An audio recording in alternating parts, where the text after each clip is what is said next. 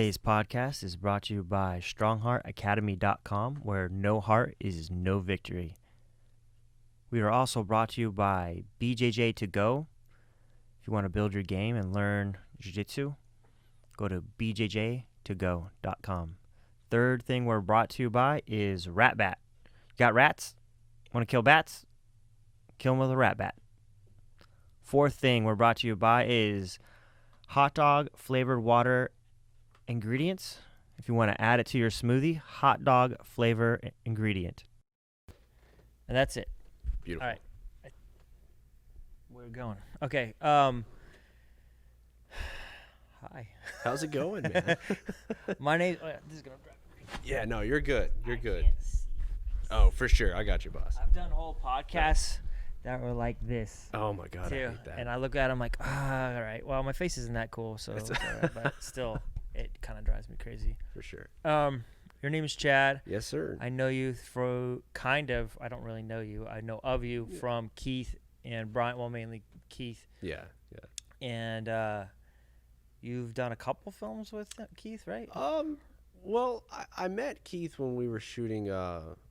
He was an extra in a film called Expulsion.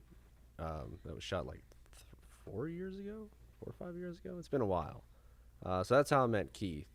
And then we just kind of started talking on set. And then the next thing you know, here we are shooting a feature film together. That's awesome, Who man. would have thought, right? How many show, like, do you shoot a lot of stuff or? So I used to. So I've been filming, like, not very good filming, like, ever since I was a teenager, you know. Oh, okay. Living, because I didn't grow up here. I grew up in Southwest Virginia. So pretty good. That's far. Well, yeah, 3,000 miles in the other direction. And we used to shoot, like, skids, things like that. You know, we used to aspire to be like, oh, how can we do these, like, Saturday Night Live type skits? Okay. And, just upload them to YouTube or Funny or Die, things like that. It was fun, but it wasn't good. So, when I got a little older, I was like, man, I want to go to film school. So I moved out here. And, the next thing you know, man, I started figuring it all out, And then I started actually shooting, like, more things that I'm proud of, I guess you could say. So professionally, I've only shot, 3 or 4 things since I've been out here. 2 features, a documentary, and then I'm working on my own personal feature right now. Oh, cool. So, yeah. What was the documentary about? The documentary is called He Watched a Lot of Movies. It's about a young man. Well, he's not really young anymore. Sorry, Aaron. He's a guy who actually watched 10,000 movies, and he's only about, I don't know, he's like 38 now, 39. Wow. They say the average American, now you can check my math on this, I'm not 100% sure if it's changed, but they say the average American watches about, I think it was like 7,000 to 5,000 films in their life. He blew that out of the water. I'm pretty sure he's up to like 11,000 now. Wow. But it was really cool, and what makes it interesting is he documented all of it. He kept his ticket stubs. He wrote down every movie that he saw, the rating, the day he saw it, who he saw it with. So his life was just this hodgepodge of bizarre. And I was like, I have to document this. So we made that, and we tried everything we could to try to get it to the Oscars, like, because they were doing the short film cool. bracket. Didn't work because it's very expensive and a hell of a process to get that going. Yeah. But we did go on to win some awards at some film festivals, things like that. So it was cool to just get it out. How couldn't there. I see it? It's on YouTube actually right now. So Okay. just he watched What a is lot it of called? movies. He watched a lot of movies. The He Aaron watched Jackson story. Yeah. He watched a lot of movies. Yeah, definitely check that out. It may not be up for too much longer because we are in talks to possibly sell the film. Uh-huh. So I don't know if it can stay on YouTube for much longer, but check it out while you can. Cool. Yeah, definitely. So it's pretty cool. And then what was the other 2 movies? So the other 2, actually, one of them is going to be released this fall.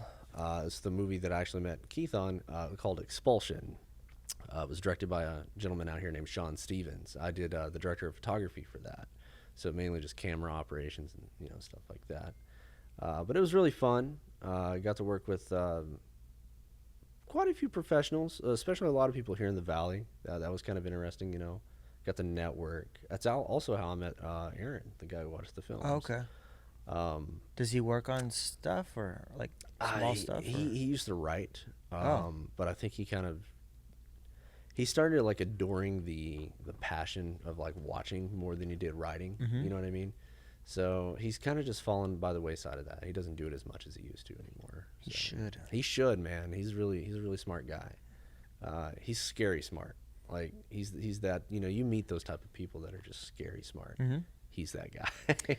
Sometimes scary smart people are lazy. Yeah. Because they didn't have to work for being smart. I get that. Like you mean? Yeah, So like yeah. they don't have the motivation to like achieve because it's easy. Like my son is like really, everyone says that about their kid, but my older son is like really bright. And like I am definitely afraid of like, and he's lazy. He's straight lazy. I'm definitely afraid of like him doing nothing with like this God-given like thing. To me, it's like, bro, you were born with this It's a gift, thing. man. It You really have to is. do something with it, Yeah, man. man. Like, and you got to work at it. Unfortunately, like you can be smart, but like do something with it, man. Oh yeah. Yeah. So I don't know. Maybe that's his thing. It's He'll just probably too channel it to easy. something. Too I'm easy. sure he will. Maybe. I mean, he's young, right? I mean, Yeah, he's young. Yeah. He's got No, all but the that's time in like the I world. feel like my job to teach him like Oh, work totally. ethic Yeah, it's like is you gotta like get I into don't it. teach him the intelligence. Like he has intelligence. I can feed him avenues to explore things that interest him for sure. Like I can do that, but it like part of me is like, man, I feel like I gotta teach him like the work. Like nothing gets done without work, man. For sure. Like I get there's that. plenty of smart people that did nothing. That's The true. only ones you hear about are the ones that did the work. Yeah, exactly. So you got to do the work. But Yeah. hopefully he writes and stuff. I thought about writing, man, but I'm just terrible at writing. I always recommend to people to take a course? A course. Yeah. Like even if you don't go to college for anything else, go take a screenwriting course. It's fun, man. It's just fun to exercise that function of the brain. Yeah. You know what I mean? Like, because I feel like everybody's got that creative side, but you got to exercise it, Yeah. And it's really cool. And I used to hate it. Like, I was like, I'm never going to be a writer in my entire life. And then I started finding it to be like almost therapeutic because you get a lot of stuff out. And I had a very, very harsh professor when I was in college. And usually when you go to film school, they're like, you're going to write a 10-page short film. Not this guy. He's like, you're going to be writing 50 to 60 pages a week and, bring it into me. My first script, I turned it into him. He wadded it up and threw it back in my face. So, Oh my gosh, he he seems was just- dramatic he was too. like- A flair no. for the dramatic, I know, man. Come Like, on, man. He was such Lavender Gill. Like, I will never What's forget his that. name? Lavender Gill. Well, that's his problem. He was named really shitty know. and really bitter, and then he Right? took it out on everybody. Like, I was like, what kind of fucking name is Lavender Gill? But okay. So yeah, no, he was a very. Was that here or in interesting- Virginia? It was here. It was here. You went to I went to GCC. Okay. Originally, and I graduated from there. I was gonna go to ASU, but then I hit that point where I was like, do I really need to go any further with film? It's like once you don't even really need a degree to do it. Yeah, you yeah. know? And it's like here I had a degree. You and just I need was a like, base. Yeah, and I was like, I just need a network at this point. Plus, it's always changing. So, like, no matter if you got a degree in 1970, Exactly. 1970 filmmaking is not. Completely different. It's like a different thing altogether. It is you know. 100% a different. So, beast. like, you just need kind of a base and Yeah, understand how stories kind of work and how angles work and how to Exactly. tell a story through that. Yeah. But other than that, like, there's not Yeah. more to learn other than There's- on your own, like updating your knowledge, I would say. 100%. Like there's literally. I mean, I hate to say this. If you're going to go to school, definitely go to school if you can. It's fun. It's an experience, but you don't have to. Like you can learn everything on YouTube now. Yeah. And a lot of times it's embarrassing to admit, but here I was paying these teachers to teach me, and they would just walk in and turn on YouTube, and it's like we would end up watching a video that day. Really? And it's like I could have stayed home and done this. Oh, wow. That sucks. Like When you're paying for it. exactly. It's like see that's the stuff where I'm like, okay, what happened? Yeah. I So. I had a friend that he has a degree in like I think music, and he does like computer. He's done a couple different jobs with computers. Like I can't say like he's it's such a big, wide range of field. You can do data storage, you can do network, you can do security, you can do all kinds of different stuff. So much stuff. You can do coding, but he was saying how much of like he just goes to Google to figure things out, because there's always new problems, and technology is moving so fast that like every time you it can't, updates, man. You can't.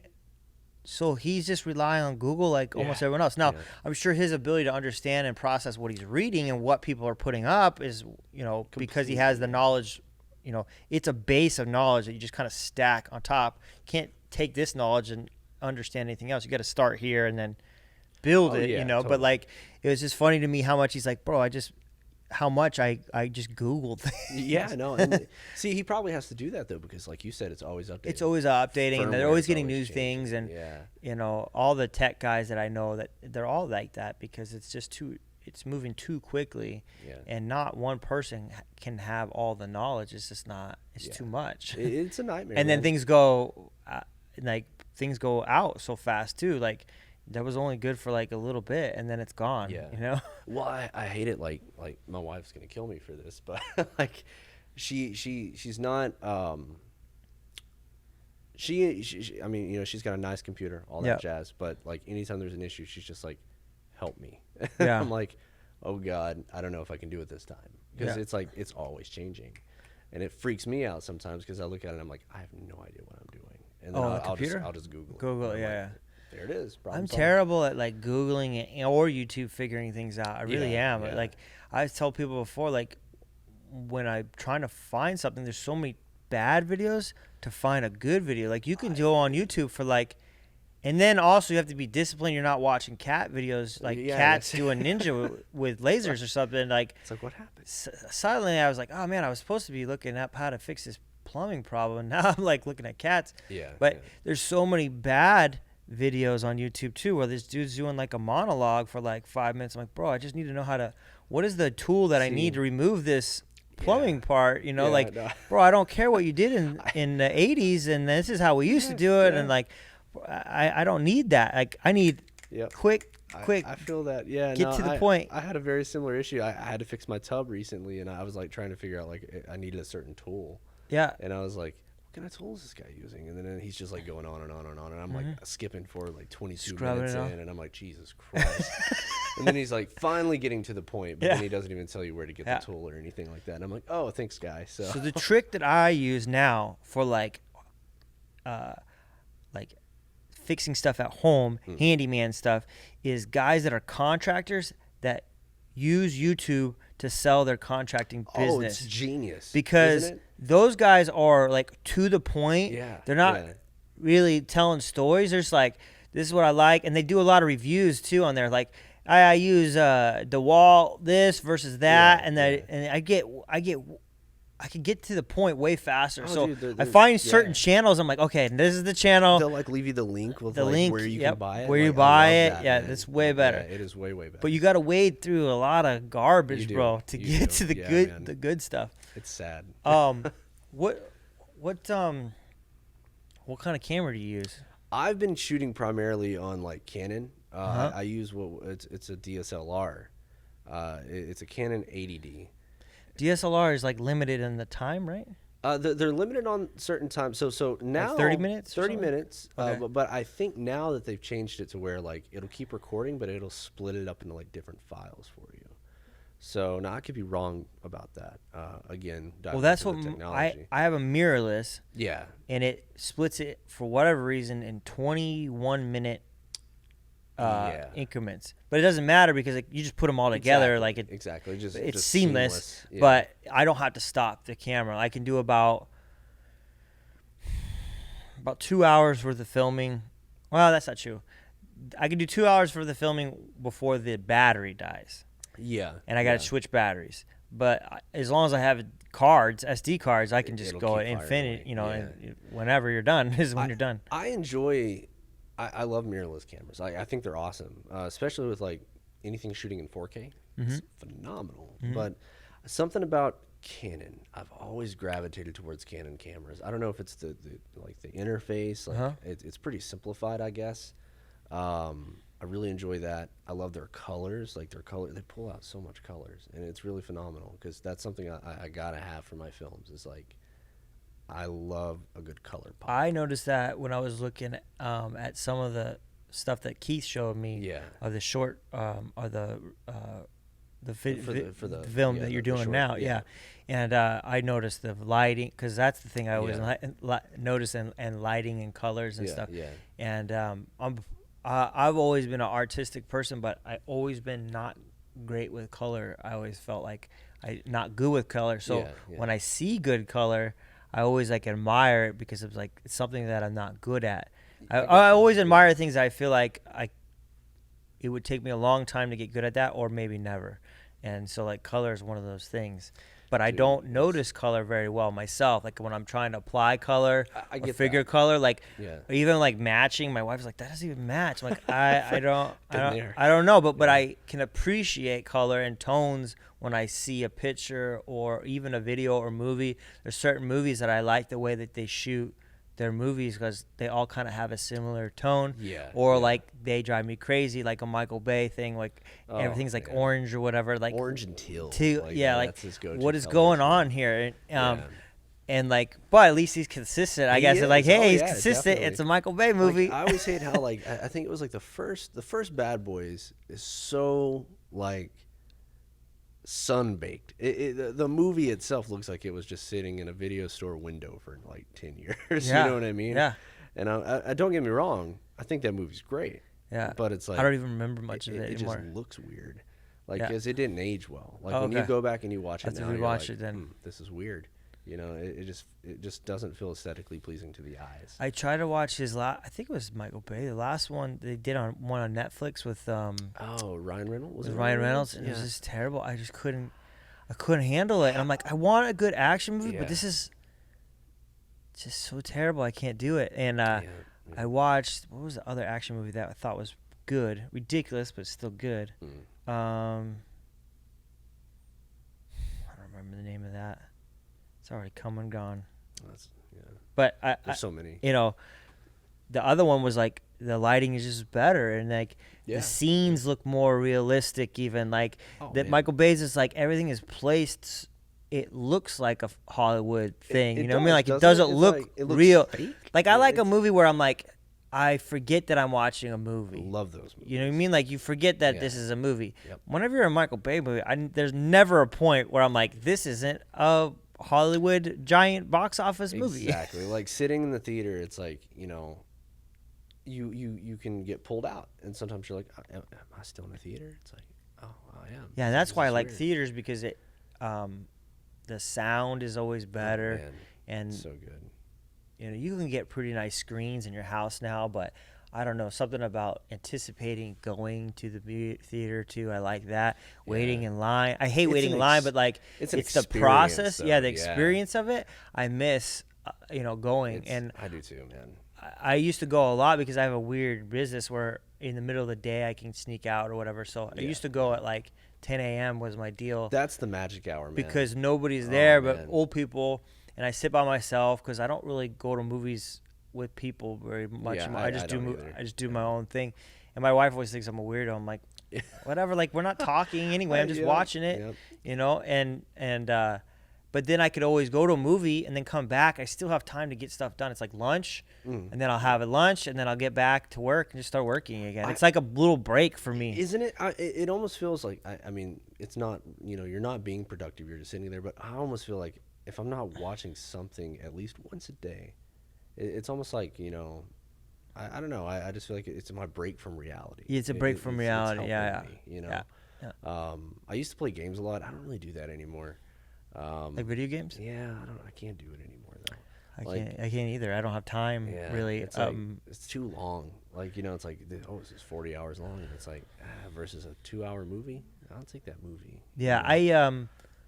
It got to the point where like everything had to be paid to be online, and that drove me crazy. And like I could pay for internet because I have multiple uses at it, but this is like one use thing. Like I'm paying to play other people in other places who are little kids that are going to beat me in this game anyway. That too. Like I'm like, why am I paying to get punished by little 12-year-olds? And then I don't. It's not fun for me. It's not. And then it starts. I to only suck. like games. I like games where I can like get on and get off. Yeah. Like just randomly at any point. I find like all the games like I can't do that much anymore. Yeah, You know, everything's so hooked up, like you said, to online. It's like, I don't know. It's just not the same as it used to be. we played like my kids have the Switch, and that's kind of fun because I can play with them some of the games. Yeah, you know, that's pretty cool. like a Mario Kart. You just Yeah. get on Mario Kart. You do one race, and you don't have to play it No, again. You know what I you're mean? Like, set. okay, I'm Yeah. done. It's I okay. can leave, and I just can't get committed to video gaming. It's tough. You can get sucked in, and like next thing you know, you're like there 8 hours playing, and like, I know, man. oh man, it's like 4 a.m. I should be Yeah, in it's- bed. Like, but the movie is just way quicker. And then I stopped lately. I haven't even been watching movies. I just been reading. I just read a lot, but I've been Man, reading like I wish I read more. garbage, like fantasy novels now, Yeah. and I've never done that. I always used to read. But you're reading though, man. That's Yeah, no, good. no. You know, I think reading for anyone is it's just good. Yeah, Like, I don't know quite how to describe it. It's just good. I feel it helps Yeah. my brain a little bit, but I used to read nonfiction, but nonfiction doesn't describe things. You know, like Yeah. they don't do descriptions of like the room was smoky and the light was low and then blah Yeah, blah blah blah yeah. blah. Like this fantasy books I've been reading, it was like a series I got in, and I was like, I just need some, like life in general is too heavy right now. Like, you know, coronavirus and riots and economic collapse and like Yeah, I yeah. don't need heavy anything like so a oh, lot yeah, some even yeah. the movies were like just I don't want to have any heavy movies. I can't do drama, and there's a lot of good comedies anymore, honestly. Like they don't make good comedy movies don't, anymore. man. They just don't. What was like the last funny movie you remember? Like that's something I asked somebody the other day, and I was like, we were actually racking our brain trying to figure it out. It's like I can't remember the last movie I laughed like really hard. They're all like old movies that I'm like an Exactly. old man now. Like I watch Yeah. all these old movies. Like they don't make good movies anymore. They don't. But I They don't don't. really do that anymore. Yeah. Oh man. Some of the kids movies that are pretty hilarious. Some of Yeah, them so like like some of the Pixar films. pick some of the Pixar movies are yeah. funny, but that's Yeah. not made for like adults. It's just Yeah, they slip some adult. they things sucker you in Yeah. so you were able to watch it. You know, like Yeah. but that's like as close as I can get right feel now. that. Like there was a couple one that went on Netflix too, but I didn't watch them yet. I haven't even checked them out. I don't know. Yeah, I can't stand Adam Sandler movies anymore. I used to love that man. Oh, they're And terrible. Now it's just like, well, what happened? It's Yeah. like- No, he's just I didn't expect him phoning to it in, still be man. the same guy, but it's like it's just not the same anymore. It's not. You know? It's not. It's just not good it's sad. anymore. I don't know. He just phoning it in, and Yeah. I guess I don't blame him. They want to a keep giving him money. You know, you want to Exactly. keep giving me $100 million. Yeah, it's like, Okay, yeah, I'll take take that another paycheck. $100 million. I was trying to watch a movie the other night when my wife was putting one of the boys to bed, and it was a new one on Netflix also. I don't remember the name of that. It had a bunch of funny people in it, and it was kind of absurd comedy. So, and it wasn't like hilarious, but it was okay. It was just Yeah. like weird, kind of weird and I like quirky. weird comedies. And though. I don't mind weird, quirky stuff, but like, it just wasn't that funny. Just not your really. cup. Yeah, I feel that. Yeah. some of yeah. things are I can get down with, like the Royal Tenenbaums type of Oh, movies like yeah, that. I yeah, love yeah, all yeah. his movies. I think they're great movies, Yep. but this was like not as good as that. Yeah. You know what I mean? Oh, you know what? I take it back. I did laugh at Zombieland too. That was The pretty second good. one? Yeah, I actually enjoyed it. You a liked lot. it? I did. I don't know why. My friends like, oh, so it's just as good, and I tried to watch it. I just couldn't. I don't know why I liked That was it. good, yeah. Maybe it was just because I didn't watch the first one like a lot of people did, like on repeat. Mm-hmm. So like, because I know when everybody talked about that movie when it blew up, Yeah. and like I didn't. I just watched it like 1 or 2 times, and I think that's what made it like better for me going in because I was away from these characters for so long. Yeah. It's like, let's check it out, see what they're up to, and I think that's why I enjoyed it the most. I loved it. I laughed so hard. Really? Through that movie, I did. I watch a lot of podcasts on YouTube. I do that a lot, which is like old people stuff too, I think. I know. I listen to it. I have. is what it is. I just do it through the app. I listen more than I watch. I The guess. YouTube app? Oh no, through or like Apple. Yeah, Podcasts, yeah. stuff like that. I do that too when I'm driving. Yeah. I'll do more apps or Apple Podcasts or whatever. But at night I'll watch them. I don't mind. Yeah. Oh, sometimes I will. Like if it's like if something crazy is going on and then like they're talking about, I gotta see this, and I'll tune in. Did you write the script to the movie that you guys just shot? Yeah, dude. I so many times. There are so many versions of that script. I don't even know which one we're on at this point. Yeah. Because I started writing this in 2016, I think. And then ever since then, I've been doing rewrites here, rewrites there, and eventually it became what it is today. But it didn't start out as what it is. It started out like a creature feature, surprisingly. And then What's a creature feature? Like a monster movie. Yeah. Okay. And then it evolved into this. I know that sounds like completely left field of what it is now, but that's just how it works sometimes. Have you ever seen that show? How they used to do how they were made toys, the story of toys. Yeah. But then they did one with movies. Did you see the one with movies? I did. I saw one of them. I think I saw the Ghostbusters. The Ghostbusters. That's what I was going to mention. I was like, Yeah. when you watch that, you're like, it was nothing like the original one Nothing at close. all. Like, Yeah, not even close to the original one. Yeah, But that's it's what it like reminded me completely- when you said that. I was like, It's that totally reminds me like like that. Ghostbusters story when I was watching that. It's so like that. And it man. turned out, Ghostbusters is like one of my favorite movies. It's so good, isn't it? Oh my. Everything God. about it is Got good. The poster in my office, man. Everything about the movie is good, but like when you watch it, you're like, it was almost like accidentally good. Like Yeah. it just kind of happened and it it worked has that out. It feel, worked too. out. Man, I love that. Awesome movie. It is so good. Yeah, that's how Late Fees got started, though. It was like I wanted to write this story about a guy who owned a video store, and he was using the videotapes to research how to kill monsters. Like that's what it was. Okay. And then Like Monster Patrol. kind of, and I just started like developing it more and more and more, and I started falling in love with these cool characters, and I was like, there's something else here, and it's like what can we do? And then it became what it is now. But I had to write the short film in order to really figure out what that was. So here I'd already written this full 100-page screenplay about this guy killing monsters, only to completely dismantle it and write a 10-page short film about these guys collecting late fees. So, I mean, it's that's just how it is sometimes. It's like good art. Like yeah, sometimes you got to tear it up and just do it again. It's man. true. It's true. I don't know. It's sad to see it go sometimes, but it's like. Oh, you could always write it part becomes- 2, which is exactly. nothing like part 1. Exactly. People do it all the time. I was talking to someone about it the other day. I actually pitched to them. I was like, I have an idea for part 2. How's this? And then I went out and he's like, I like it better than the first one. I was Oh, like, no. Thanks. Well, I was like, okay. that's all right. You one-upped yourself. Yeah, man, you never know. So, hey, maybe we'll see that soon. Who knows? How long do you think it's going to be? Or how long is it? Is it done? It's not done. We're still in the process of shooting it. Okay. We've hit let's see. Corona kind of messed a lot of things up for us. Really? Yeah, just because, no one, because we were shooting in a lot of businesses. Oh, okay. And at the time, I had already mapped out all this stuff. I was like, yeah, here, we're going to shoot these days, this day, Yeah. that day. And I was like, we're going to knock it out. We're going to be wrapped by June. So this month, the movie was supposed to be finished. Okay. Finished and ready to be put into post-productions for editing. Yeah, that didn't happen. So, the whole virus stuff started happening. Business started closing down. We couldn't shoot anywhere. And then, when the state first reopened, I was like, okay, maybe that's the glimmer of hope that we need. So I just started diving deep into finishing this movie. So ever since then, I've just been every other day, I was like, let's shoot, let's film, let's do something, let's go here, let's go there, let's call this person, let's set this day up. So it's been nonstop.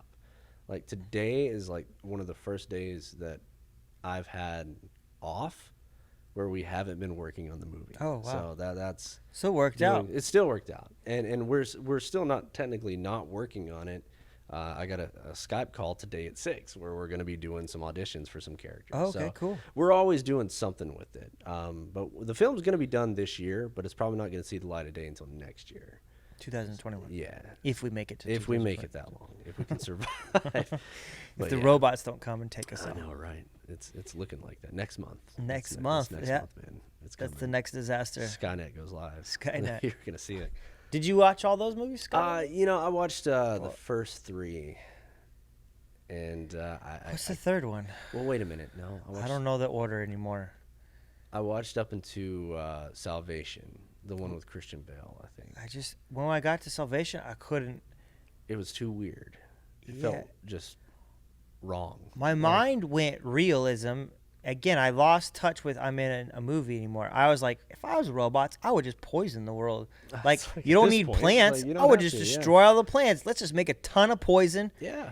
Like you don't need missiles. Like everyone's like missiles and bombs and lasers. Like, nah, man, just poison everybody. Just gas. It's a beautiful thing. They can't. They don't have enough gas mask for everybody. Just kill everybody or destroy all the food. Like, and then they all starve to death. Like we don't need to fight with bullets. Famine. Just famine. Yeah, for sure. No, that's true. It's I stopped. I just lost interest after, like, I think in the 4th one. I think that was the one where they basically kind of tried to softly, quietly reboot the franchise, and I'm like, why? The first 2 were so good. The second one was better than the first. I think, but Terminator the first 2 one was good too. Just a classic, man. It's an awesome movie. It's so good.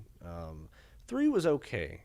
It felt a little forced, but it was okay. With Bale? No, with it was Arnold. It was the female Terminator. Oh, okay. I vaguely remember the movie. I think it's kind of like where they wake up in a bunker or something like that. So. It's been a while since I've seen. Yeah, that one was okay. It was better than 4. I'll say that. But I haven't watched any of the like Dark Fate, the new ones. Like I've just no. It's like I'm not gonna do it. Arnold, you're like 70, bro. He's getting up there, man. Like I'm surprised he's doing anything right now. I follow him on Instagram. He hangs out with ponies. I saw that. Like he's been doing that, like cutting his son's hair and stuff, and just hanging out with mini horses. And I'm like, what is this guy doing nowadays? Just wealthy and doing whatever he wants to do. True. You got that Arnold money. You got Arnold money. Yeah, you can do it all, man. I've already been governor. What else is there to do, man? I know, right? Like that shaved probably like what 20 years off of his life. Yeah, because he didn't do it well. Yeah. So I mean, that's something within itself. Do you have any other projects you're gonna do too, or I mean, I just always got some stuff going? I'm always writing. Like, that's I try to make it a point to write like 5 pages every week of something. Nice. Whether that's either we're doing something for late fees or if we're gonna do something for another movie. Yeah. I have another film that I'm wanting to work on with a buddy of mine back east. So we're trying to get that kind of going, but the main priority has been late fees right now. Yeah, Keith said that he tries to do like 20 minutes a day. That's 20 minutes a day. Common. I was like, well, that's not too bad. It's even if you're just like sitting there staring at the screen, even if you don't even type anything, as long as you're like thinking about it and you're in that process, I think that's progress to me. Like, because you're always firing on some kind of, piston to get that creative thought process going. And sometimes, like, as crazy as it seems, like I'll like pull out my phone, go to notes, I'll just type it up, like movie ideas. Like I have a folder just full of movie ideas on my phone where I'll be like, this is really cool. Yeah. And then I'll just type something out. So that's I do that. I'm not with movie ideas, but I'll just fill out my notes all the time of ideas and then come back to them and go and then try to fill them out a little bit better. Yeah, for sure. I do notebooks too. I do a ton of notebooks.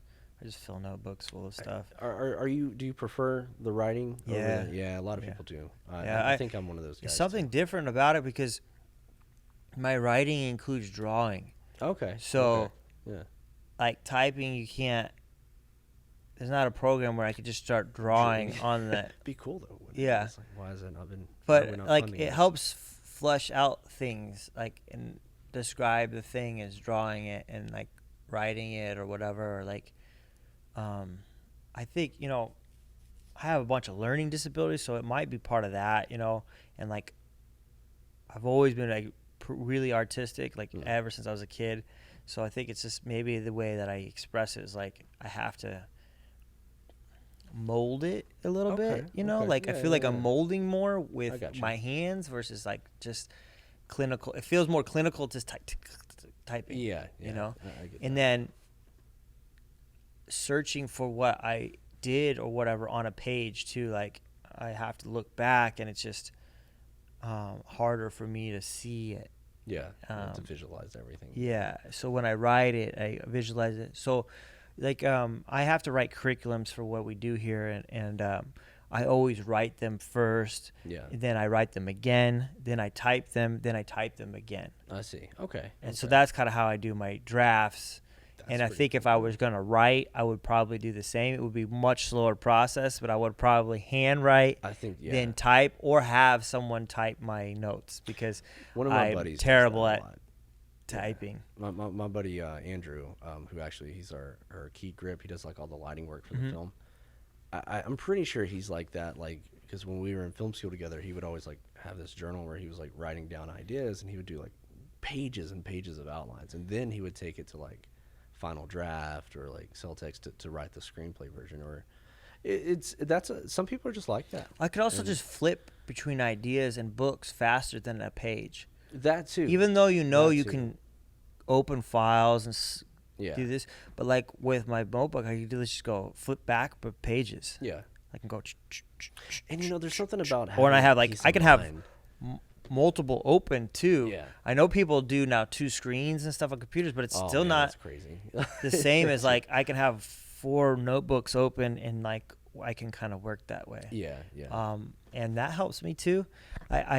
So what I was saying before, I like to read, but I used to read only nonfiction. I used to like do a lot of biographies on like leaders and stuff, and Winston Churchill was one of my favorite leaders in history ever, and like during World War II, he basically willed a nation to survive. Like they were getting the Nazis were bombing the shit out of England. Yeah. And they had like they were behind technologically Germany was so far ahead of them technologically that he basically willed the nation with just his words. And I always thought that was so That's empowering. powerful, That's his definitely ability empowering. and then when you read his words, they're just so clever. Yeah. And so when I read his biography, they were talking about he never wrote anything. That's crazy. He Like, that is would say it, and then someone would dictate it. kind of write it down. He had a secretary that dictated everything. But she would have to be there because he would stay up to like 3 a.m, drinking, smoking cigars, and dictating to her. So she would have to sit in his office sometimes at like 2 a.m. I can't imagine like her husband or boyfriend, like, what are you doing at 2 o'clock in the morning? That's some Hemingway stuff. Like, Yeah, he was just he's just like a interesting character. And they would do that too because like England's weird too because the House of Commons has a bar next to it. Can you imagine? What? They have a bar, so like you get done arguing, battling it out, and then they go to the pub, and they start drinking beers, and then he'd go home or scotch. Then he'd go to his residence, and then he would just start not writing, but he would speak, and then she would write it down, and then transcribe it, and it's just like crazy to me. But he was just, when you read his words, they're just so eloquent, and his imagery's so good, and like he was just quick on his feet too. When people would talk to him, like he could just always had a quick answer, a quick, smart, almost like a comedian. He was a pretty funny guy. Just very quick-witted. Quick-witted, but he has just a lot of philosophy too when he speaks, like Hemingway almost, like, where like there's a lot of philosophy in the things that he's saying too, not just to get a point across. Those type of people, man, like those, I wish I was quick-witted. You know what I mean? Yeah, like, I don't have that. Some people are just like, my dad was like that, where he, you could say one thing to him and then bam, he hits you with something so fast, you're like, you're still processing. You're still processing, like, yeah.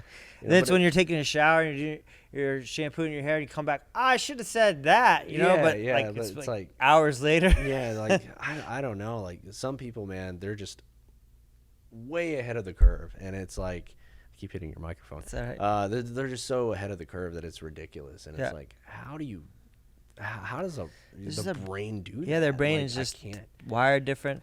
But the good news is that you write so that you have time to fix anything. And when you have your characters are quick-witted because that you took time to make them quick-witted on paper, you know what I mean? Like your character talks to another character and has a line right away. Yeah.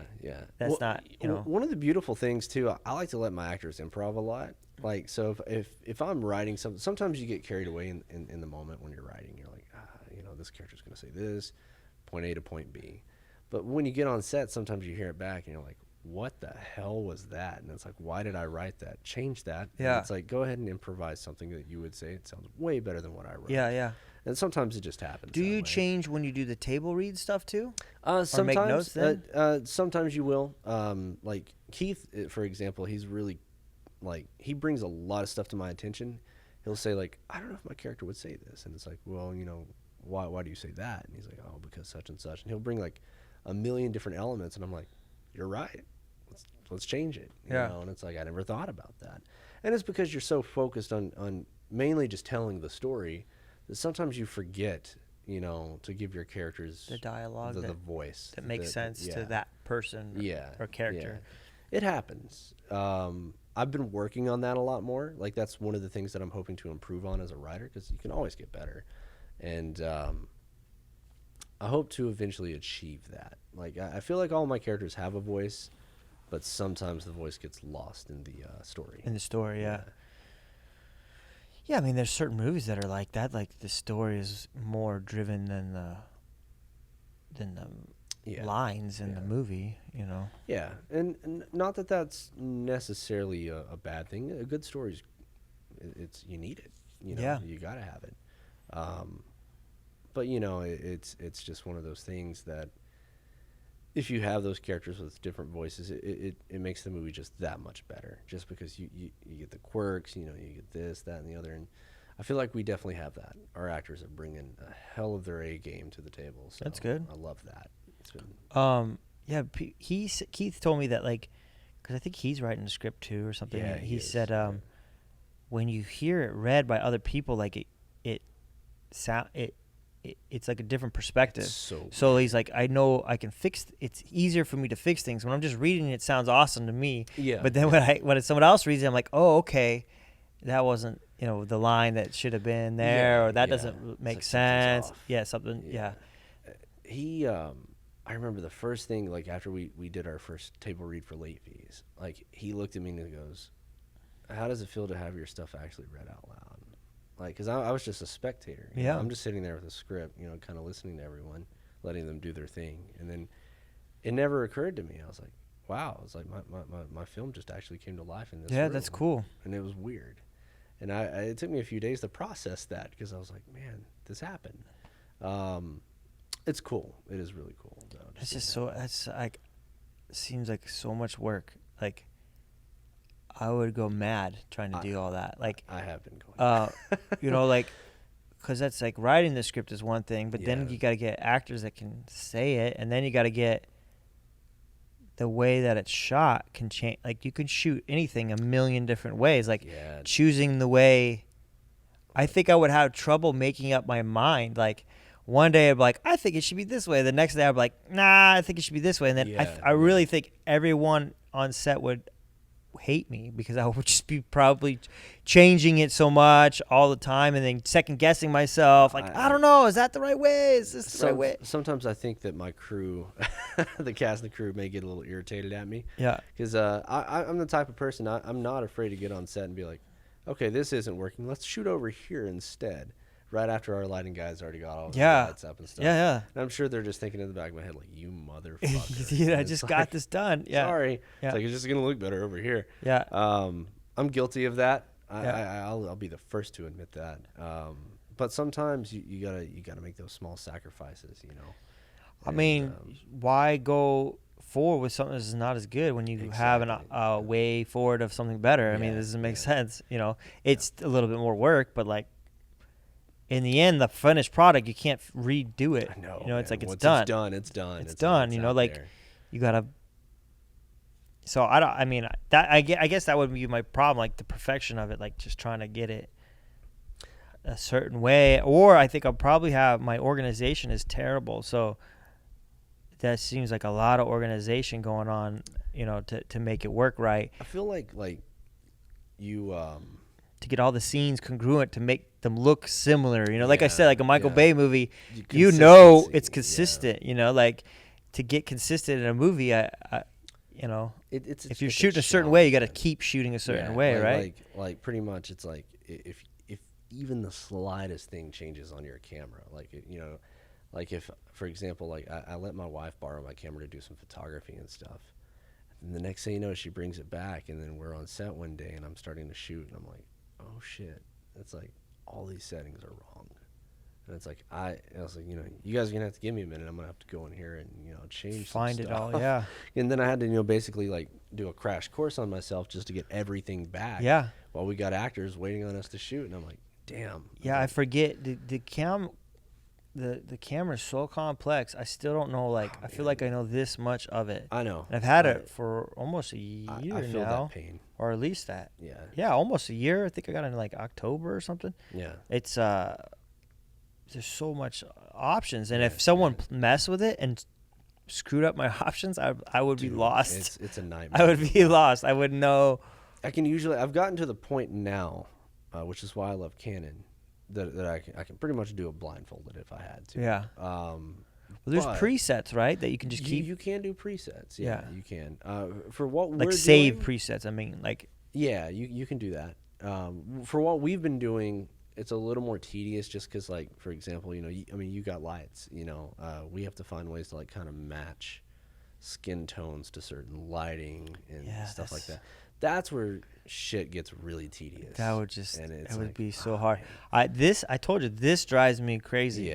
Yeah. Sometimes I get lazy. I'm like, I'll just put it out. But like, other times I'm like, I've been even trying to do more editing lately and trying to mess with lights and editing. Yeah. And even that, I use hard, Premiere man. Pro, Yep. and they have so many lighting options, and they'll give you like weird camera, like, oh, would you like the camera Canon this from 1972? Do I want that? It's like, sure. I'll play with it and see, and like, nah, that's not gonna work, So, yeah, I still don't know what I'm doing. I feel you, man. I feel so like I can imagine if you were trying to do scene after scene after scene and trying to get skin tones correctly, that would drive me crazy. You can get man. And then we have long nights where we can be on set for like 12 hours, just getting it right. And you got to do it like several times from this point of view, several times from that point of view. You got to get your wide, and it's like you're gonna do that like 3 or 4 times on each. I mean, we're not gonna go Stanley Kubrick bad. I'm sure you've heard horror stories about that man. He would make his actors do like 75 to 100 takes. And it's like, I can't. I get what? For like just certain things, like in The Shining, right? Did he just keep all those takes and then decide what he wants later? I'm assuming that's what it was. I mean, I'm not sure how his editing process worked, but like from the horror stories I've heard about that man, like from Full Metal Jacket to The Shining, he would make these people do like hundreds of takes just to get it right, until eventually, like, some of his actors would have psychological breakdowns on set, and like I can imagine that, because it's like, I get exhausted. You get doing exhausted. 10 takes. It's like, how in the hell could you do 100 takes? I can't imagine that. And bring the energy for 100 takes. Yeah, it's like when you look, especially like The Shining, where like, yeah. What's his name? Jack Nicholson. Jack Nicholson. Yeah, like, man. some of the energy in those shots. How do you do that 100 times? Exactly. It's like like your voice would go out. You screaming. Like, how do you scream 100 times? But I'll say be this, a horse. Though, if I was making as much money as those guys were, it probably wouldn't bother me as bad. Yeah. Like, I'm being realistic about it. It's like if someone's writing part of the job, I guess. Being cold. $5,000 checks per day to be on set. Cool, I'll take that. You can handle I'll it. do it 100 times. 12 for 12 hours. I could definitely handle it. I'm just saying, I could see how you could get worn out. Oh, I definitely get exhausted, broken from it for sure. But I'd show up the next day for sure. I mean, if everything's consistent, and I mean that's knowing you probably have a break for a month to do absolutely nothing, I'm sure. or read scripts or whatever you're doing for that time. Prepare for the next chapter, man. Yeah. And you can do that anywhere. Exactly. You're like, I want to go to, I don't know, Canyon de Chelly and hang out. Why not? For 2 weeks, and I'm going to read scripts there, you can read anywhere you want to read. It's a beautiful thing, man. It really is. What's, when you look at movies, like, what do you like? Like, is there a genre you're really into? Yeah. Or just all movies, or just is it? I think the genre I gravitate, it's very cliche, but I love horror movies. Mm-hmm. I love John Carpenter.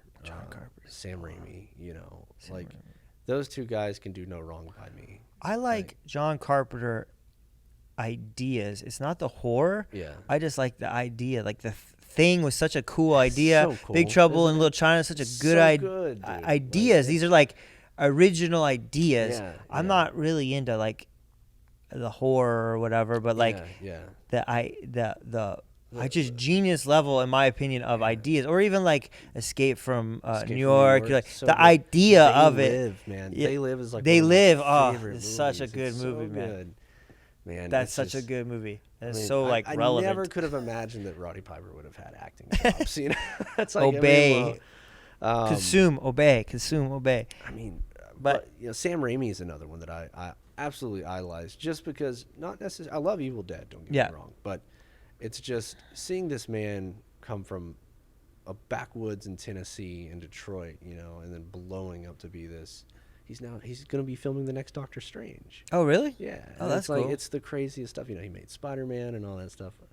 It's just, you know, cool to see that. So I idolize those guys. Edgar Wright, you know, Shaun of the Dead. Oh, Shaun of the Dead. Hot Fuzz, stuff like that. I love those guys. So I guess if I had to pick a genre, it would be like horror, maybe action, you know, action comedy. Like I like that weird hodgepodge mix. What do you have a favorite action movie? Oh yeah, Hot Fuzz is hands down. Hot Fuzz? Dude, Really? I swear to God. As an action movie? It's one of my favorite movies of all time, like action wise. Like if I'm going like balls to the wall action, I would probably have to say like maybe like Seven Psychopaths or something like that. But So you like the real quirky? I like really outlandish shit. Yeah. Like something about that I just gravitate to, and I don't know why. Did you ever see the movie American Ultra? I love American It's a Ultra. good movie. It's so good. I saw it like later, and I didn't realize like what it was. I didn't know what it was about. So I just stumbled onto it. I'm like, this movie's pretty awesome. Fun fact about that movie: it's written by Max Landis. So Max Landis is the son of John Landis, who wrote American Werewolf in London. Oh, okay.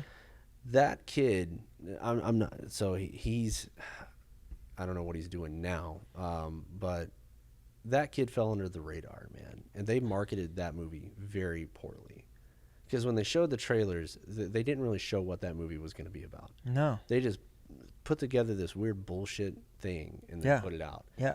And that's what I thought, and that's why I didn't watch it. Yeah, and then I watched it later, and I was like, "Oh, this is a dope movie. This is a cool movie." I watched it when I found out he was attached, and I was like, "Oh, Max Landis is attached." And I was like, "Okay, I'll watch it." And then it was like, "Oh my God, this movie's great!" Yeah, it's a good movie, and it's so good. The story was good. Yeah, you know. Oh, it's phenomenal, and I don't know. It's kind of like the John Bourne or Bourne movies, the Bourne Identity. Yeah, very similar. The idea, I guess, you know, yeah. it's like he has amnesia and he's like a super weapon, and then his handler eventually tries to yeah. kill him or whatever. But they made it their own, you know, and it was it's so good. It was good, but it was kind of the same way. It's like pretty violent, but I like weird violent movies where they use objects to fight people. Oh, so I bet you love John Wick then, don't you? Oh, John Wick's an awesome movie. So Yeah. good. But I like he would like take this and smash you against the head with that. Yeah. Versus like just to shoot him up, bang him up, stabby movies. Yeah. Like I like those too, but like all the action movies where they improvise weapon stuff, I don't know why, but I like that. It's so cool. like the American Ultra at the end of the movie, he's like in the warehouse store, and he's like using a screwdriver and a hammer and paint buckets. And I always like that kind of stuff. It's really cool. History of Violence is another one that's kind of like that I really like too. Yeah, I remember my brother. My brother turned me on to like Jackie Chan films like early on. You know, like I can't remember which was it. First Strike. With the ladder, like the whole stunt choreography with the ladder. Oh, the choreographies are insane. What the hell? And then I was blown away when he was like, "Oh yeah, he does all of his own stunts." All his own stunts, like, yeah. No fucking way. I'm like, you're lying to me. Yeah. And he's like, "No, I promise." And I'm like, "Oh God." So and several times that man has almost died. Oh, doing his own Oh, stunts. for sure. Like, oh God. He's had so many broken bones. Yeah. I Jackie Chan's fun. I like kung fu. They're fun. They're just pretty They're pretty. I just like the prettiness of it. Yeah, and they're gorgeous to look at. I made my boys watch Crouching Tiger, Hidden Dragon. Oh my God, that movie. It's such a beautiful movie. So good though. It's so pretty. The lighting, the shots they do. They're in the desert. They're in the bamboo forest. They're in palaces. Like There's nighttime lighting. There's daytime lighting. There's outdoor lighting. Like forest lighting is so crazy. The forest is like all green. Everything is just green, and then they're on the trees, and they still make it like it's an old movie. They stand out. They still looks good while they're balancing on these trees, and they're having a dialogue while the trees are doing this, and they're supposedly like flying, balancing, whatever. But like all of it just looks so cool, like this whole like waviness, and then their stillness and like the calmness of speaking through this thing. And my little one couldn't handle it very well because he's like 6, so it was like a little too much dialogue for him. It's heavy, but dialogue heavy. But my older son thought it was pretty cool. And then there's all the kung fu ridiculousness. This is always just fun. Yeah. But it was just so the way that they shot. I just thought it was so good. I think it's Ang Lee too. Ang Lee, yeah. Did you see Life of Pi? I did. What'd you think? I thought it was good. I enjoyed that movie. You know, like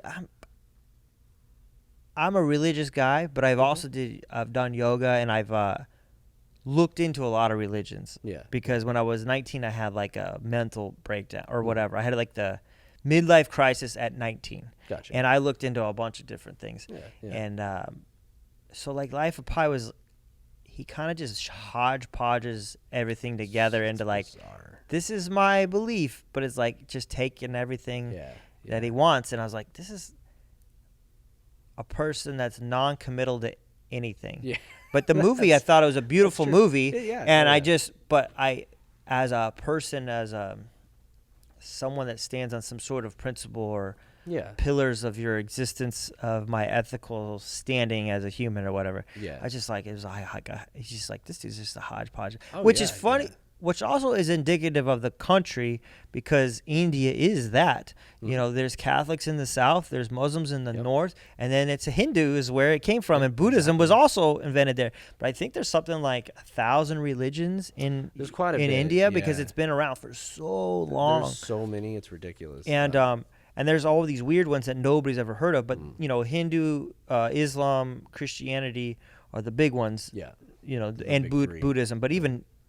Which is funny because I would say Hinduism is probably bigger than Buddhism, and even in Asia, Buddhism's huge, but it started in India. But it's not as big in India, but everywhere else is kind of bigger.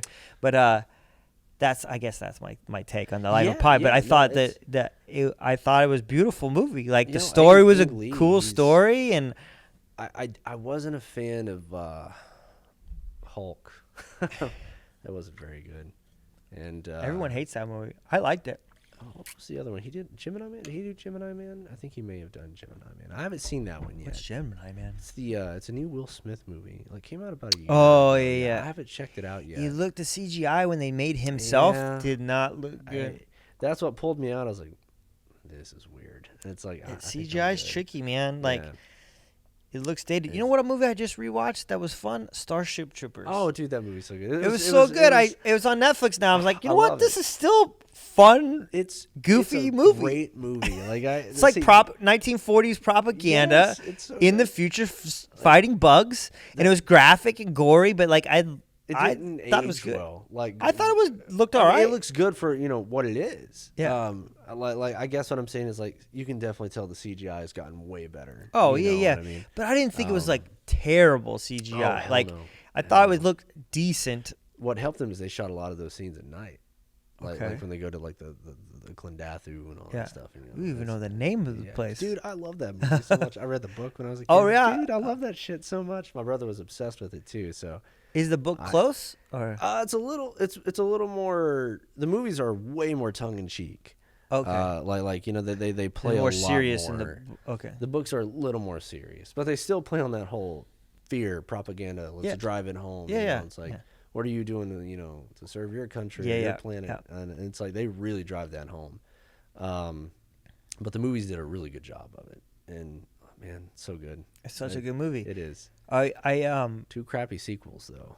Oh, I didn't even know they made sequels. Not What? Very good. Oh no, I won't Not watch it. very I'm not gonna good. touch that.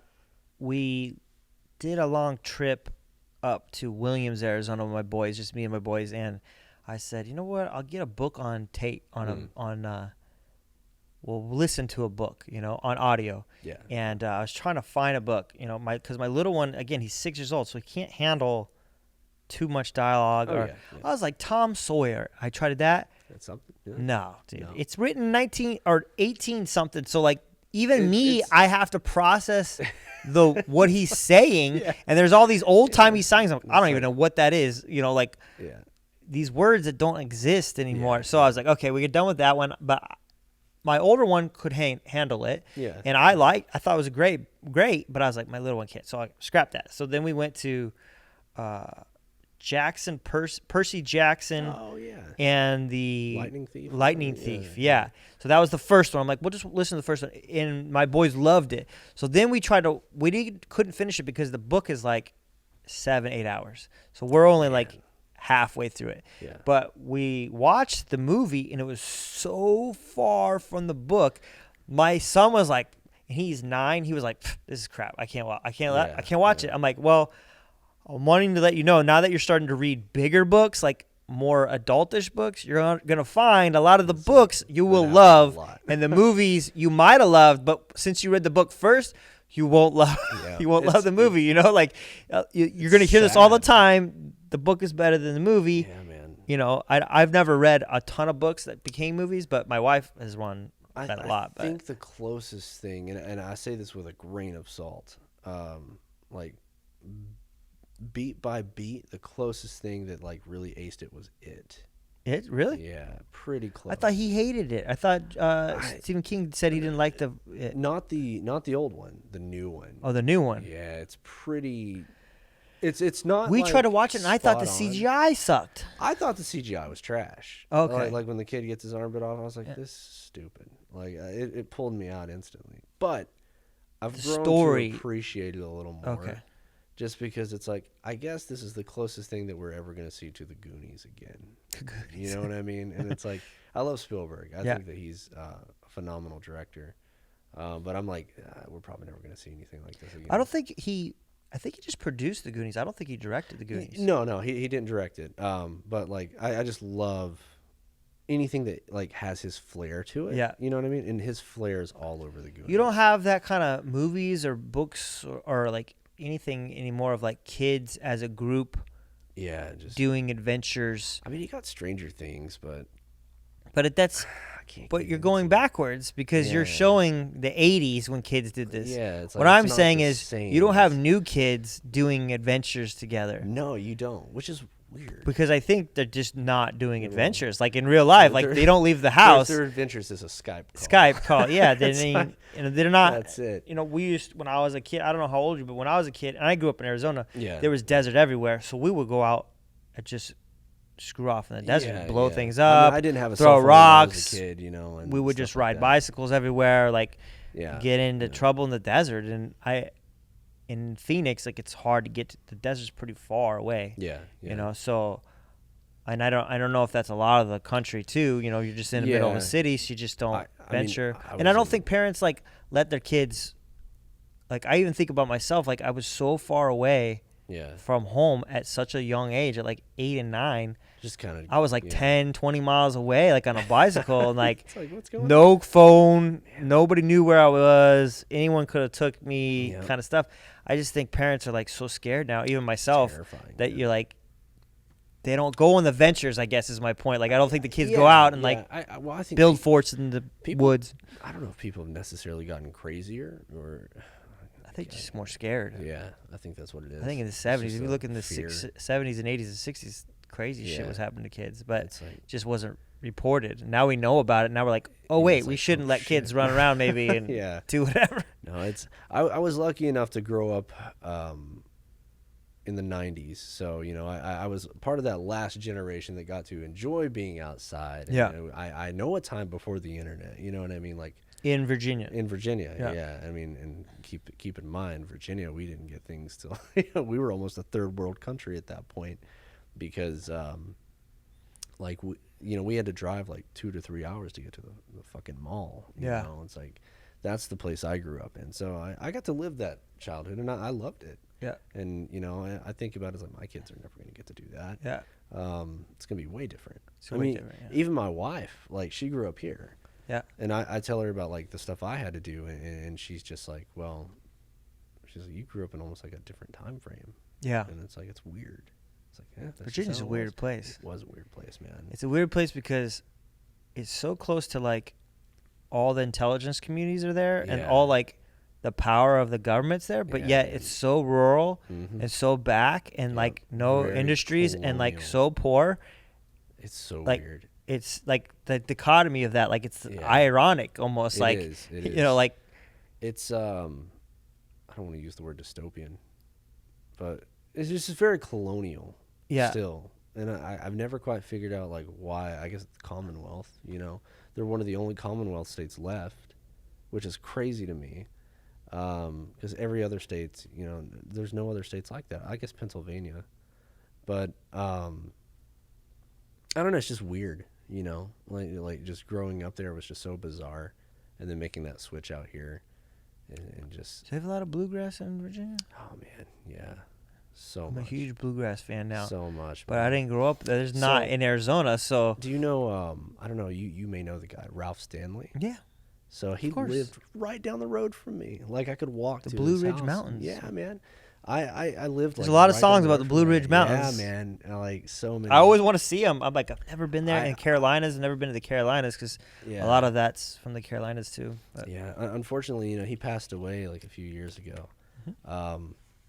But I would just see this man, like this bluegrass. He said his voice was like that when he was a kid. Yeah, and people would call him like an old soul because they're like, you have a voice like an old man. He's like, his voice never aged, even though he was like 80s or 90s, I think, when he died. Yeah, he was. But he's like, this is my voice when I was like a little kid. Can you imagine like having a voice like this when you're like it's 8? Crazy. It's insane. And you know, like I would see this guy like shopping at our local grocery store. Just walk by him, and my dad would like walk up to him and have conversations with him. Apparently, like I don't know, he was really. I wouldn't say he was necessarily down to earth, from what I heard, but he was definitely, he wasn't afraid to show himself in public. That kind of guy.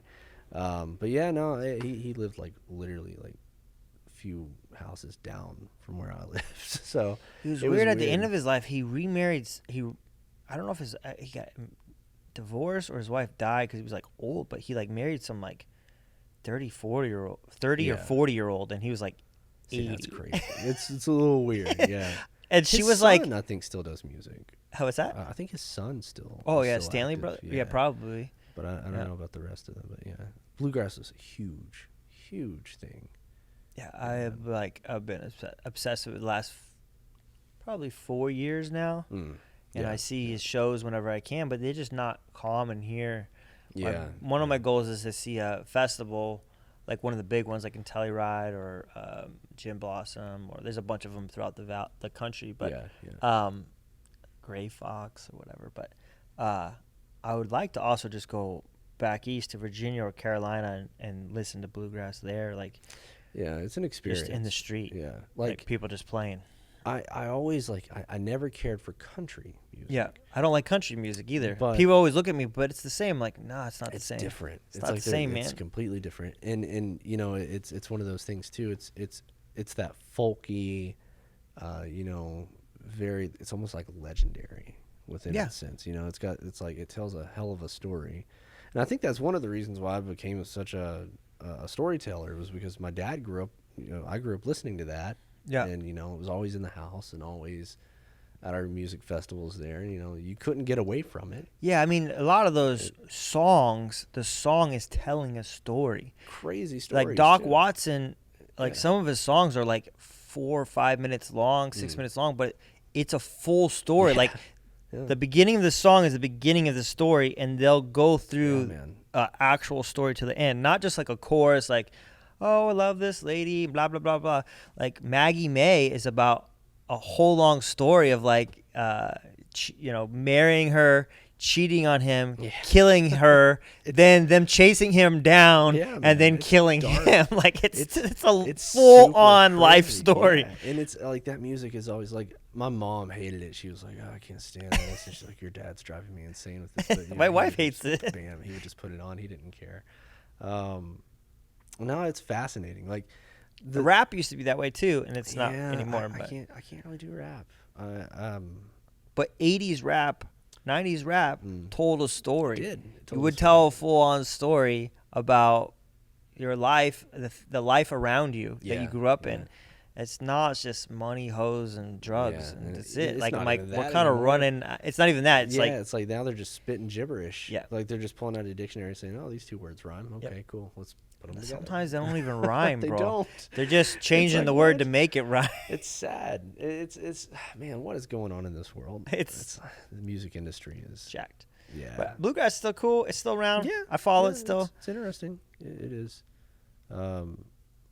I never could get into like I said, country, but like I liked Johnny Cash, but he was almost like ahead of his time. Oh, for sure. You know, like I don't know, something about that guy. Like if he would have He been did a modern concert day, in a prison. yeah, it's like That's the nobody- dopest yeah, thing ever. it's Like, how do you? It's the coolest thing. It's like, That's who so does this? cool. Like, Yeah.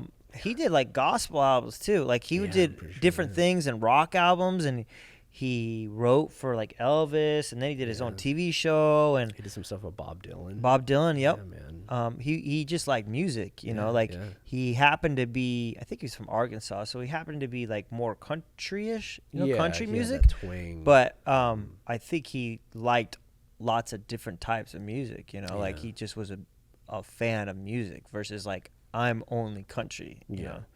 yeah. I don't know. I can't handle modern country. It's like rap.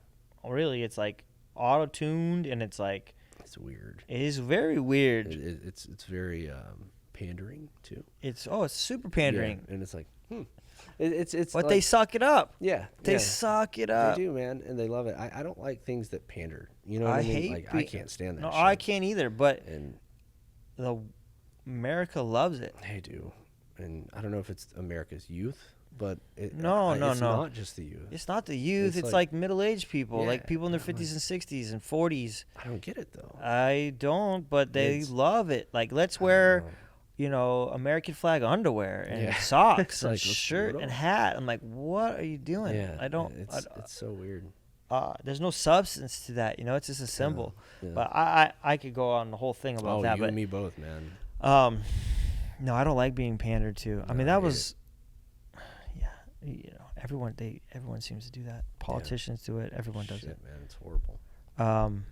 What you got anything else going on? Do you have a different job too, or do you just make movies? No, dude. I mean, I work a day job and I make movies, so it's like That's cool. I've been working at. I don't know if I can disclose the name. Yeah, I'll disclose the name. Who You cares? could just say Are they gonna- what it is. I sell video games, Okay. so I do that. Oh, you know what? Keith told me to ask you a story Yeah. of being robbed Oh, at a. yeah. Was it a GameStop I or? was robbed at a GameStop. Okay. Man, that was an experience. So, I'd been working at GameStop for about, I don't know, 3 years at this point. It was definitely, I was thinking about leaving. And I was getting to that point where I'm like, yeah, maybe I should go off and do some other adventure, because it's like, I didn't think at the time that I was getting ahead in the company. And, I was gearing up to put in my 2 weeks, and this whole week I'd just been, trying to psych myself up, just to just move on, because I loved the company for so long. I was like, I at least want to, give them, a fair chance to get out of there, and then, Friday night comes, and I'm like, okay, today's going to be the day I get my 2 weeks and all this stuff. And then my manager just doesn't show up. I'm like, okay, I'll do it the next day. And,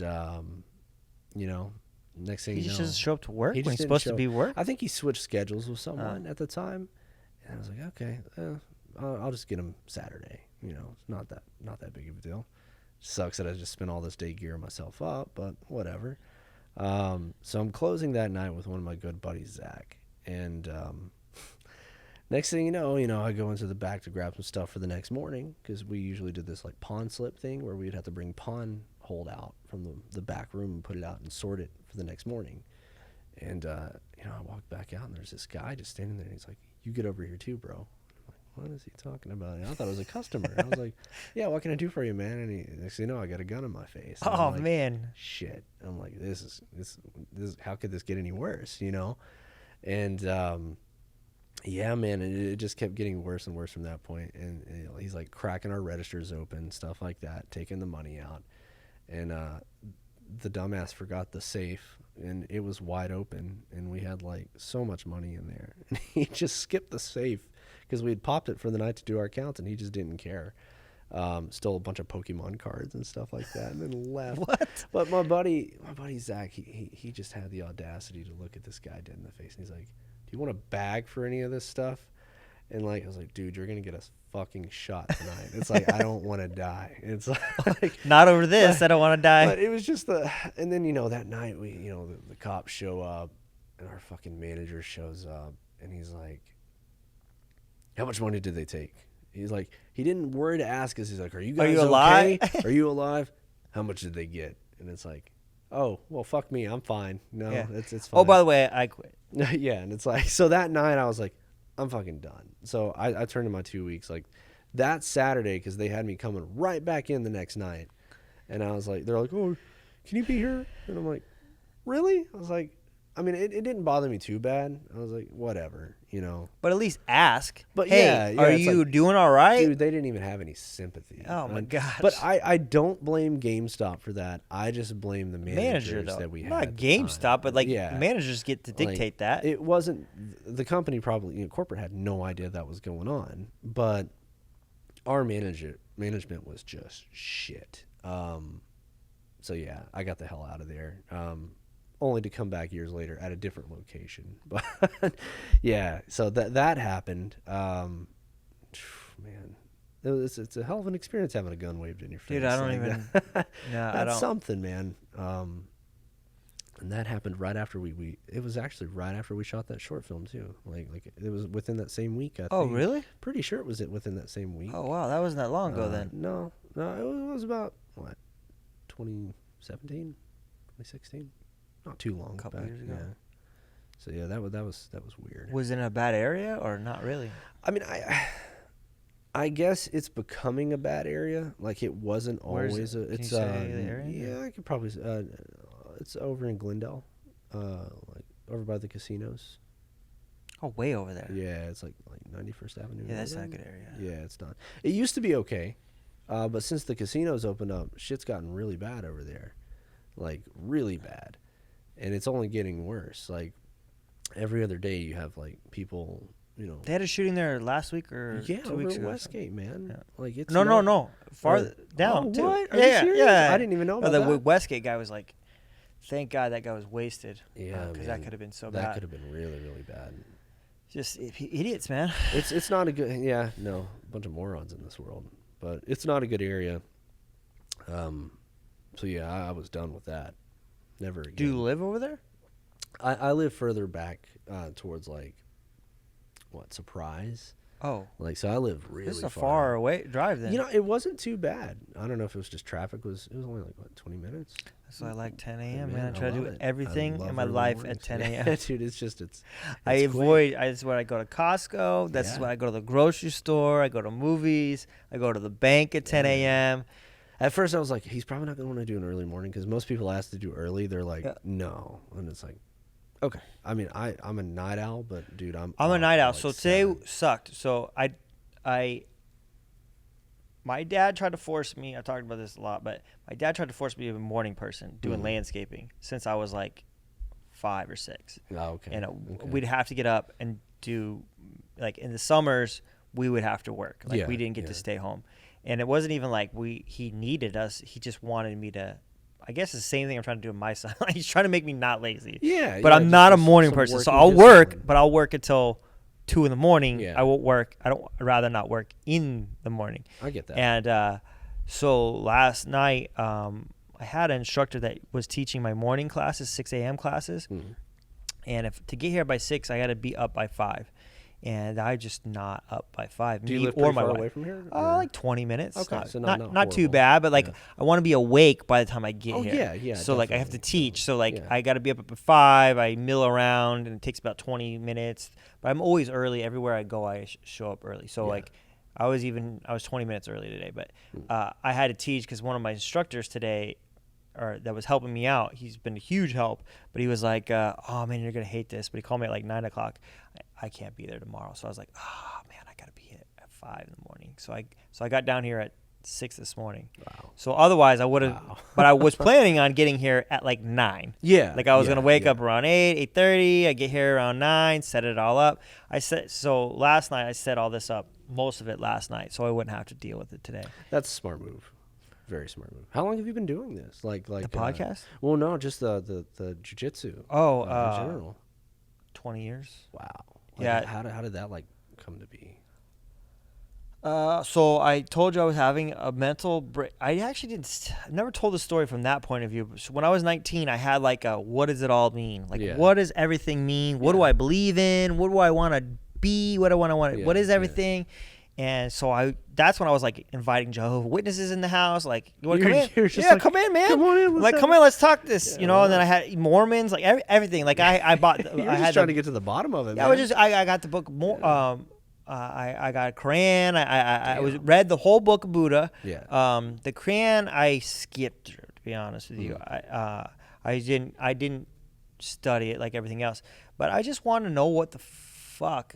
Yeah. So I remembered in high school I had good grades when I did wrestling, and I was in shape, and my mental health was better because I used to have depression.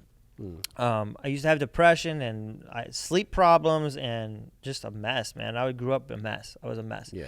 And so I took medicine. I used to go to a psychologist. And one day I went to the psychiatrist. I said, I think I was 18 at the time. And I said, man, can I get better, or is this just meds forever? Like, is there a better? He's like, nobody wants to do meds forever. He was like, well, it's about a third. Third will stay the same, a third's going to get worse, and the third will get better. And I was like, I'm not coming back ever again. And I quit. I just quit. I quit meds. I quit going to psychologist, everything. And then I went on a little journey of discovery. And I happened to see a sign on a building by my old work when I did landscaping that said submission wrestling. And I just went off in my head. I said, you know what? When I exercised, my mental health was like good. Yeah. I feel great.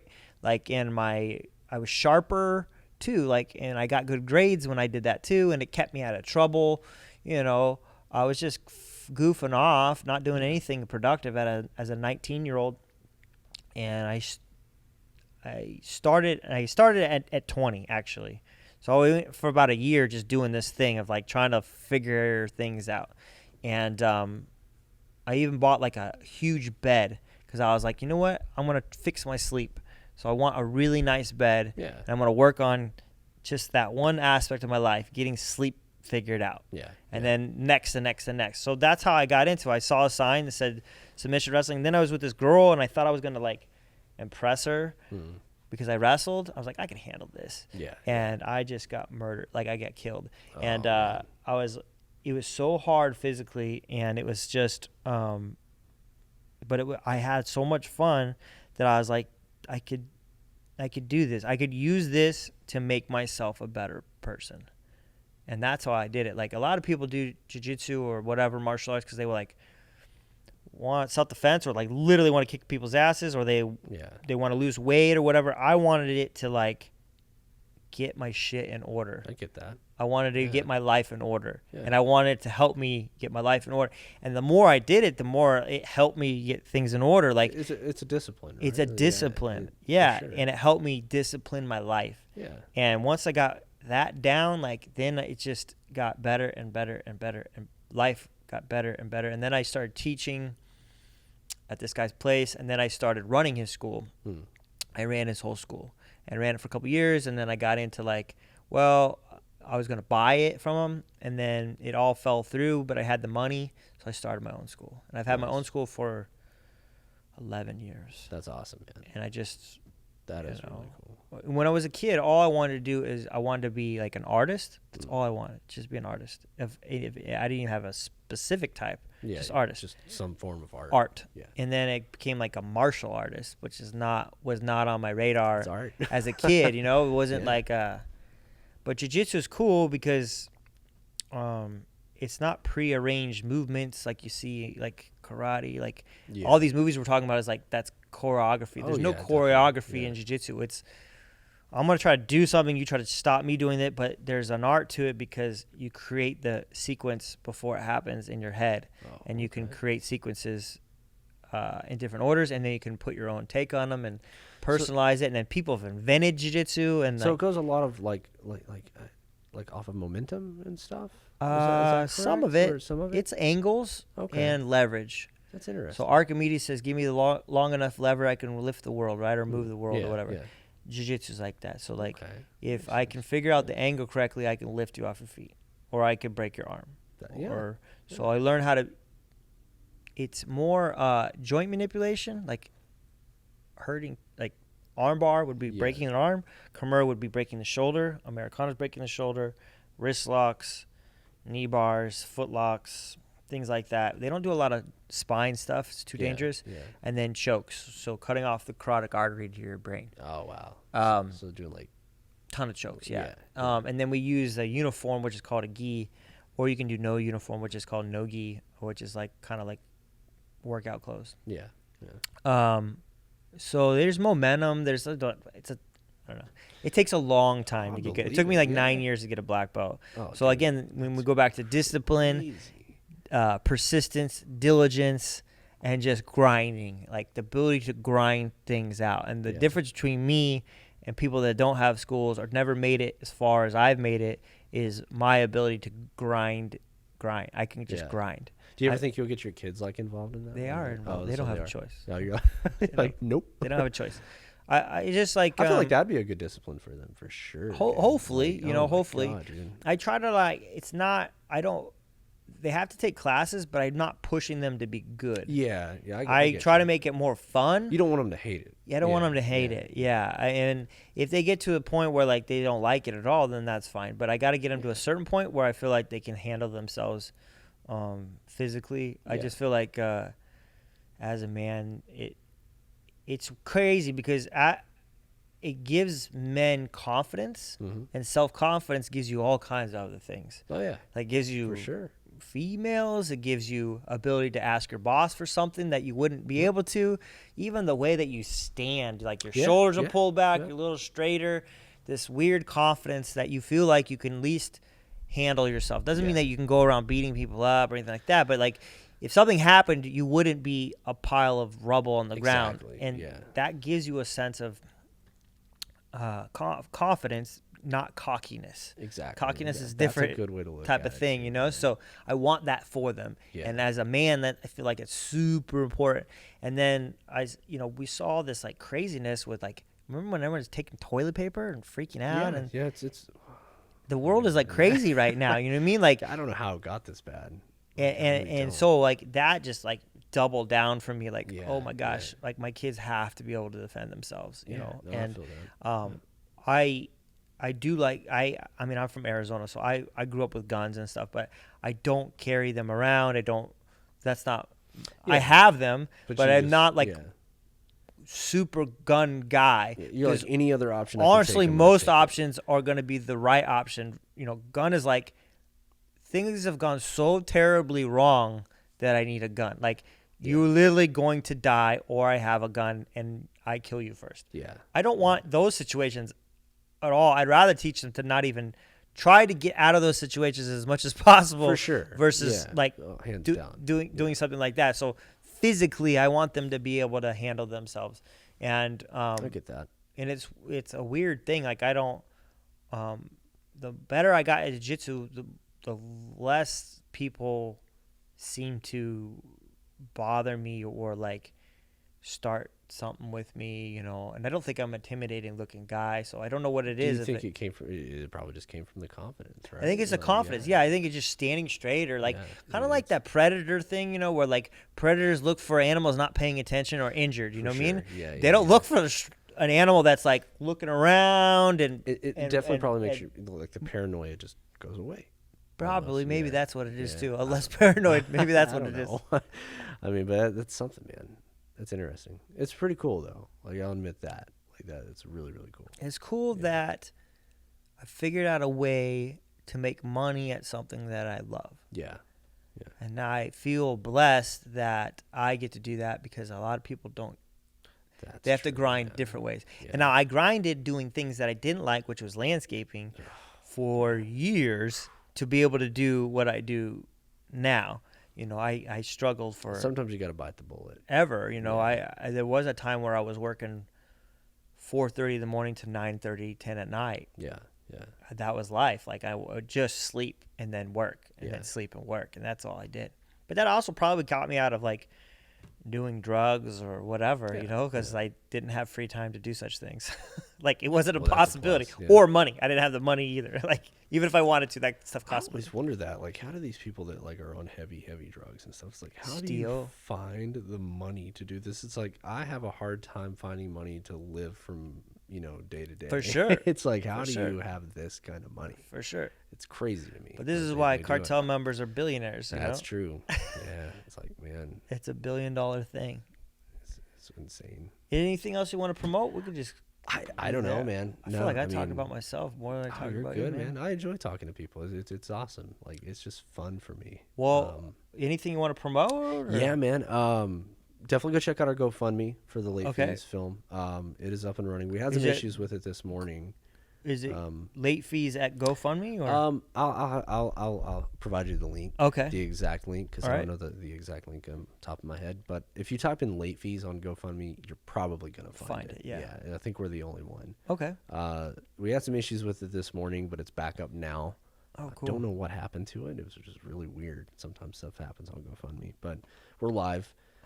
Check out latefeesmovie.com. You know, we do a weekly. I try to do a weekly blog post, but sometimes we just get overwhelmed with stuff. So Yeah. I try to keep that updated as much as I can. I do have some cool posters that are going to be coming soon. Okay. So I'm going to make that announcement too. I've worked with several artists here in the Valley. They're going to be doing like customized hand print posters that are going to be limited edition. We're going to try to sell them for like helping fund the movie a little bit. Yeah. And we're also going to do, you know, if you can't, you know, buy the actual hard copy, once those sell out, we're going to try to do maybe some digital prints of that artwork too. So that's going to be really cool to have. Do you ever go to Cult Classics? No, I can't say that I have. Have you heard of it? No. I think no. it died because of COVID. It was Oh, no. so fun. Where was this? Was it? They started doing it at a theater in Tempe, Mhm. and they moved it by me off I-17. There's the Dollar Theater, whatever. Oh, Silver. Yeah. And they would yeah, rent yeah. out a theater, and they would pay a Cult Classic. And then it was so much fun. It was like date night with my wife, and my Yeah. friend is a movie nerd like me, and so we would go to these Cult Classic. So like a lot of John Carpenter movies. Like we saw yeah. Thing, rewatch it in the awesome. theater. So That it's cool is because you so see it in cool. the theater again. See what I mean? And then they That's would sick. do auctions, and then they would do prints of the movie. That's cool. And then they would sell those, and they sell T-shirts of the movie. Cult Classic movie. What? I'll show you. I have some of the prints. I got Man. Goonies. I have Goonies. We so watched cool, Goonies man. with. I have one with who's the guy? Sloth. Sloth. Yeah, and I had I have one with Fight Club. They've done so many cool, like Legend. Man, I hope they bring that back. It's super cool, man. I I'll would invite love you to next see- yeah, time dude, if they for come. sure. If they come back, If- I don't know Man. if this killed them because they have to buy the movie, and I think yeah, that costs quite a man. bit of money. I don't think they make a ton of money on it because COVID all the money killed kind of goes into everything. to buy the movie, you know. Yeah. And the last one I think goes into for the next Yeah, movie. yeah. And they do like previews of movies That's so cool. for the next movie. So then you kind of vote on the next movie that you think they should That is so cool. they I've should never show. Heard of this. Never heard of How Cult have I Classics? Never heard of Oh this? my gosh. This sounds. I'm going like- to turn you on to oh this. my So I think there's a God. Facebook group you can follow. For sure. And I think they have a website. I've never looked at the website. And you can usually buy tickets on the website too. That So is so maybe cool. they're having something coming out. I haven't heard anything. Dude, I hope so. But it was cool for me because they started moving it closer to my house. Yeah, yeah. It's only like 5 minutes from my house, but it used to be an hour drive. There's a whole thing. I get a babysitter. I got to get a whole. It's like you made a night of it. I made it a night of it. No, That's it's a fun awesome. night. It's That a, is it's a awesome. it's a fun. You see this old movie or cult classic movie, and then know. I know, you know, like Harkins, occasionally they'll do like, oh, we're going to do our $5 movie night and show Jurassic Park. And it's like, that's cool. no, But the guy this is comes cool. out on like almost like a stage in front of the theater, in Yeah. front of the screen. He gets a microphone. They do some auctioning off of like old toys, Yeah. maybe of the movie or things, and then he talks about the movie and why they picked the movie, and then they go and then they do previews of movies that they might show, and then and then they show the film. That's so cool. It's fun. Man, It's a fun that is- night. I don't know how I never heard of this. It's so fun. And you know what's weird? I think I showed my documentary at that theater. Oh, okay. I'm pretty sure I did. Silver Saver or something like that. Super Savers. Super Savers. Yeah, they have like the hallway where it's the lights. Yeah, They're in a half yeah. circle. They have the arcade in there. Yeah, yeah, man. Even I'm like I pretty like sure. the hallway is cool with lights Yeah, going dude. down. It's really awesome. It looks like a spaceship. In Spaceship, there. yeah. That place is awesome. I don't know how. I hate myself for this. I'll hook you up after we're done. For sure, man. Yeah. All right, you got anything else you want to promote? No, man. At the moment, no. I think I'm good. I'm good. All right, yeah. peace.